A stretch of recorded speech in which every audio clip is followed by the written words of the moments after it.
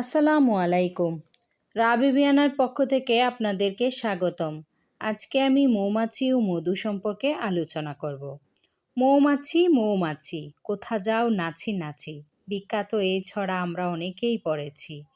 মৌমাছি মানুষের নানা ধরনের উপকার করে। সারা দুনিয়ায় মৌমাছি আছে প্রায় 20,000 প্রজাতির। মধু মোম পাওয়া যায় তাদের কাছ থেকে।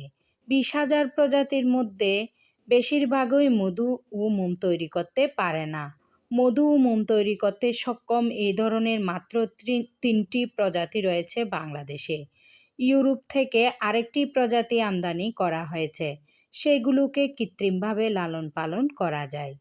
মৌমাছির পা 3 জোড়া, পাখা আছে 2 জোড়া, লম্বায় 1.3 সেন্টিমিটার থেকে 1.9 সেন্টিমিটার। মৌমাছির বাসাকে বলা হয় মৌচাক।